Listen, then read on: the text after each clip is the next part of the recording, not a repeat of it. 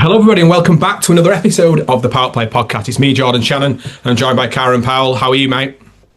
I'm not too bad, apart from being told that I need to go and get a haircut because I look homeless. It's never great hearing that, is it? There's no grey area with my wife, unfortunately. I know where she stands all the time. Oh, brilliant.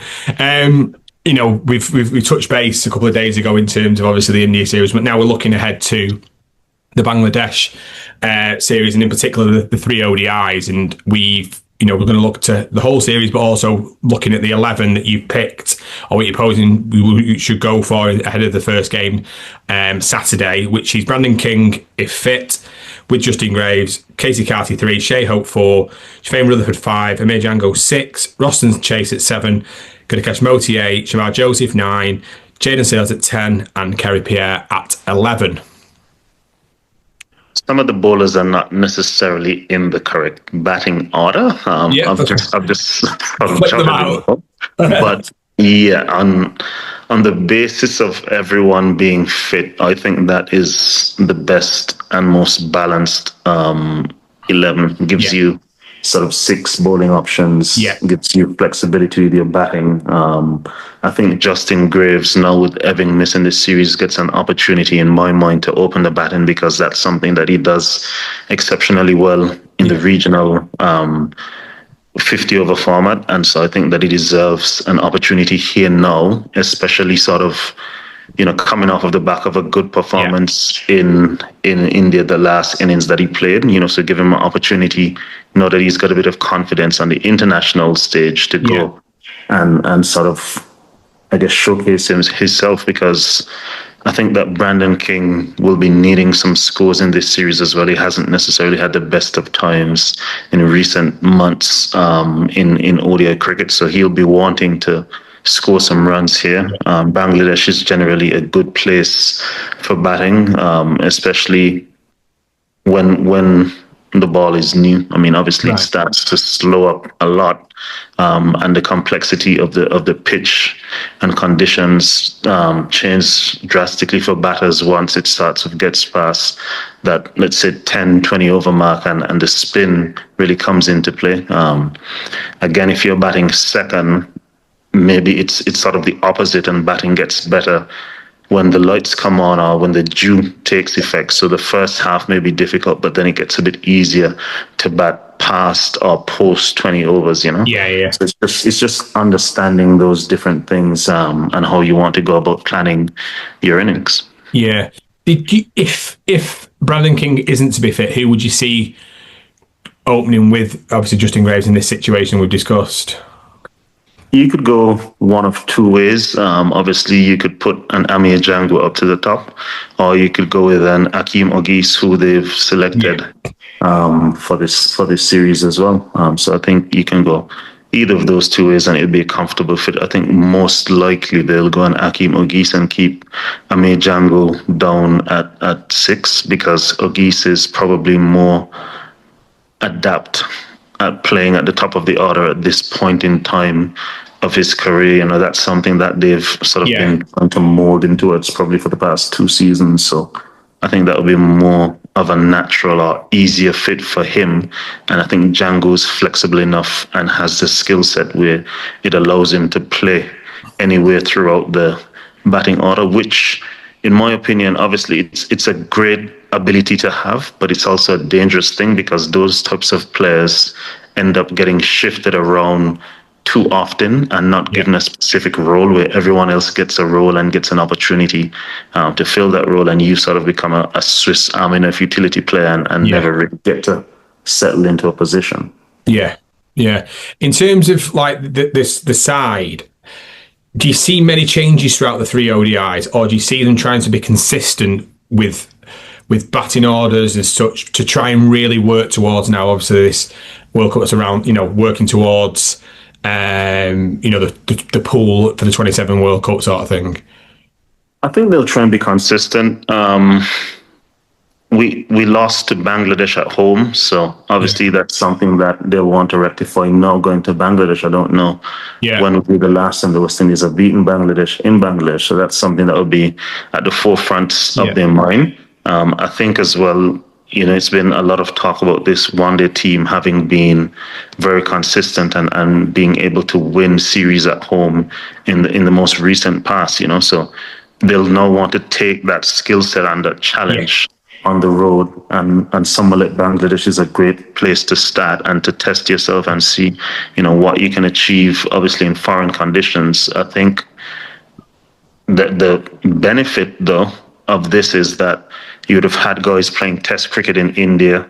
You'd have had a lot of guys that played that series against Nepal that didn't return home, but that were at the Chennai Super Kings Academy in India as well, practicing. So it's not as though they're going into the series raw. They would have all been preparing in Asian conditions, if anything, that should hold you in good stead, and you can hit the ground running, as opposed to a match or two being sort of rusty practice matches. Yeah, no, I'm completely with you on that, and that's that was really good to read that Keacy, Carty, Goodakeshmoti and Shafin Rutherford have been in the the Super Kings Academy in Chennai, which is it's good to.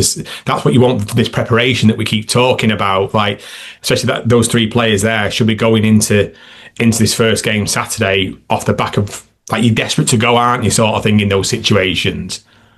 Yeah, 100%. So I mean, you'd have been doing all that work with a series in mind. Obviously, it's interesting because Shafin Rutherford turned down Test selection, but he was in the country.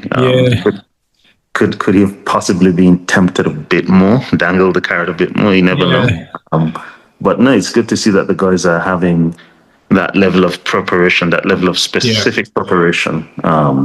It could have been a situation where they went back to the Caribbean and asked to prepare on their own merit with their respective franchises, but it's not, I guess, condition specific. So I think that this type of preparation should be, something that bodes them well going into this series, and ultimately a series win here will be something very, very important for the West Indies, because I think they go to New Zealand as well after this and have a full series in New Zealand as well. So you want to take sort of winning habits with you wherever you go. The other thing I was going to mention is, with Jedi Blades being in the 50-over squad, and then Raymond Simmons is part of the T20 squad, so he's not involved, would it be a good way of getting overs under Jedi Blades' belt in the 50-over format to sort of give that variation as well? And then with an eye on, obviously, with the World Cup, but obviously the other series is around the corner as well. Yes, but I think the first objective here is to win. If they can win the first two games, then you sort of look at a Jedi Blades and chuck him in for the third ODI, because you've still got to manage Jaden and Shama. Obviously, Shama just coming back from injury. Alzari's not in this squad, so it seems as though Alzari's injury is a lot more serious than Shama's injury was. So you have to manage that, knowing that Jaden just played a full Test series as well.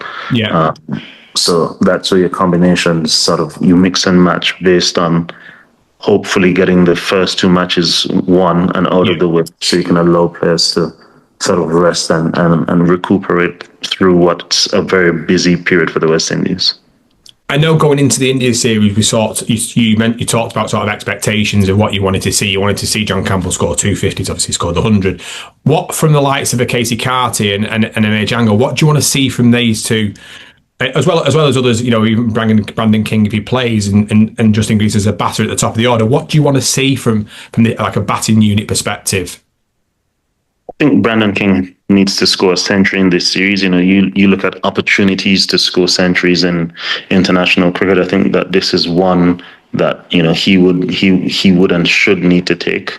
I'd say the same thing for Keacy, Carty, not from being under pressure more so, but from a vantage point of obviously playing against spin bowling in spin bowling friendly conditions. And what sort of options do you have? How can you navigate playing these types of bowlers. The last time we saw him in an ODI, it would have been a struggle to get the ball away out of school against spin bowlers. So, to show that what you would have picked up in the past few weeks in the Chennai Super Kings camp, how you were able to implement, I guess, those skills into your approach and your play. And from a Amir Jangoo standpoint, obviously having a hot start to his international career, coming out with a century,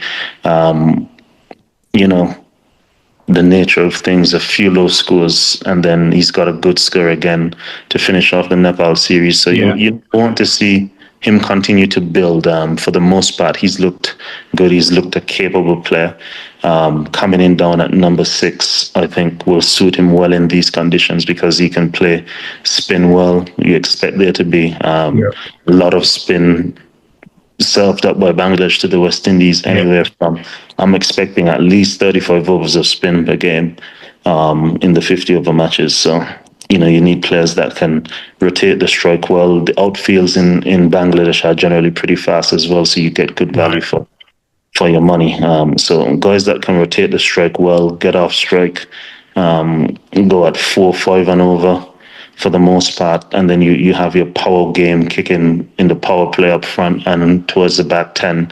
Once the guys in the middle set up the game, should bode well for the West Indies. How hard is it in these situations to get that balance between? I know you said there winning the first 2, then it allowed you to sort of manoeuvre for going into the third. But, you look at that, you mentioned there about Bangladesh going with, 30, 35 overs worth of spin. Obviously, I can see West Indies doing something similar with, obviously, the 2 spinners and then Roston. But Roston's obviously off the back of quite a taxing. I appreciate it's 2 games, but he's bowled a lot of overs in that. So how do you see the balance between him? Do you know what I mean? I get what you mean, but for me, I actually don't think that Roston has bowled enough overs since he's become captain. I think that he's underbowled himself. All right, okay. Significantly, I think that he's underbowled himself to the point where I'm wondering why, if he doesn't feel as though his bowling in Test match cricket is where it needs to be in terms of flighting the ball, the consistency, accuracy, or whatever the case is, because he's been playing that much white ball cricket. But I do expect Roston to have a full quarter of overs in this series, because as I said, playing in Bangladesh, even if it doesn't spin significantly, the pitches are quite slow, and you need your spinners to play a huge part. So I expect Roston to have his workload cut out, and then you sort of mix and match your next 20 overs from the 3 seamers in Justin Graves, Jaden Seals, and Shamar Joseph. Yeah, cool. I'm looking forward to seeing how it goes, the 3 games, and obviously we'll touch base on it. But I think it's really important that they find, they win these games and build that momentum and then keep sort of going into it, especially going into the T20s as well, because we need to see some performances from a T20 perspective going into the World Cup. But just to finish, obviously the last episode we spoke about Alec Athanaze and we spoke about how this mentality and batting time, and a lot of the comments following it were about what Ian Bishop mentioned about how he's going to change. He's going to be batting, facing how many balls in the nets and stuff like that. What did you make of the comments in terms of what Ian Bishop made, and what will that actually, how will that help? Obviously, I know it's going to help him, but what do you expect to see off the back of that? Results.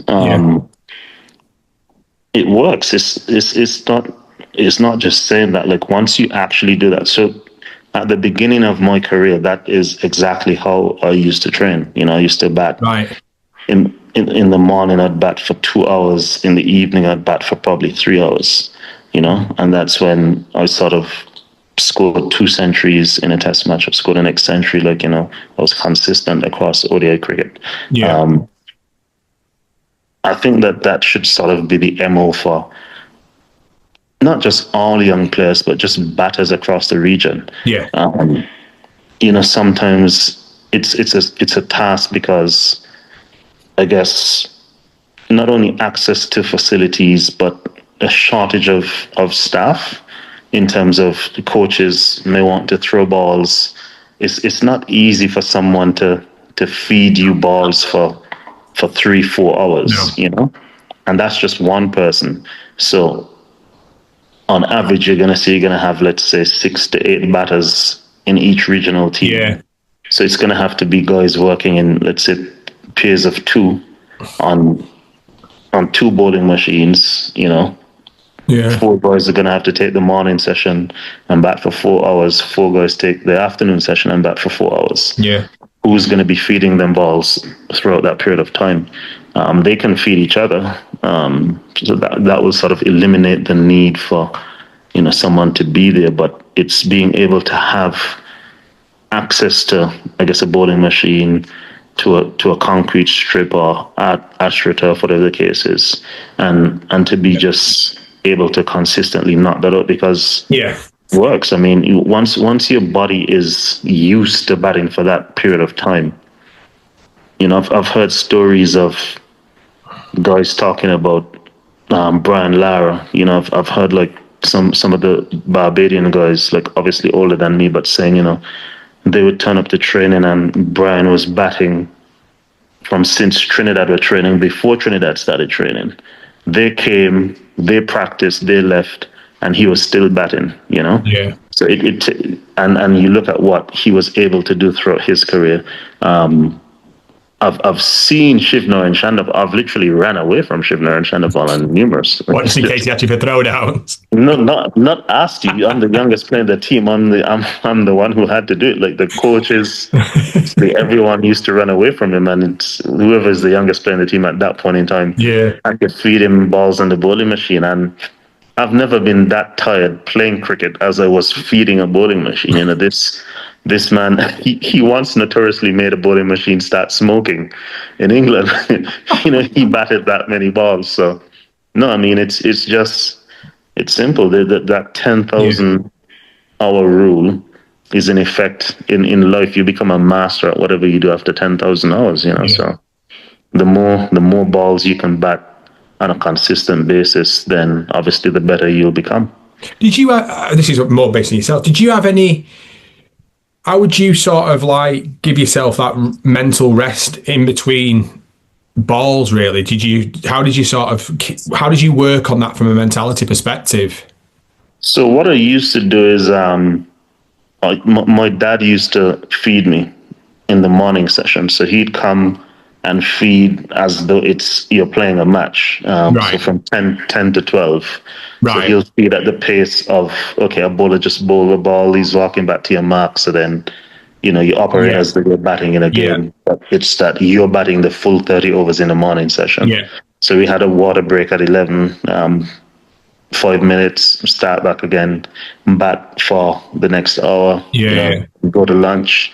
And then in the evening, I used to pay some guys, because obviously Nevis is a very small place. So I used to pay some guys to come and bowl to me from 4 p.m. to 7 p.m., And then I'll just bat, whether it be from a bowling machine, guys running in and bowling until they get tired, back in a bowling machine, guys running in and bowling again. Yeah. So you have a lot of variety, but, it works. I'm 100% sure it works. And I'm pretty sure that if he does actually adapt that approach, it will be of benefit to West Indies cricket. Yeah, definitely. And good to wrap up on that, because, like I said, the comments were coming in about it and making various comments about what Ian Bishop said as well. And obviously, I wanted to speak to you from your experience as well. So, it's good to wrap that up there. So, yeah, again, do let us know what you think about the Bangladesh series. What do you think of Kieran's 11? Who do you see stand up performance wise, and what are you sort of looking to, what are you hoping to the West Indies get out of the series? Do let us know. Do keep commenting. Do keep liking and finishing. Please keep subscribing. Thank you so much, guys.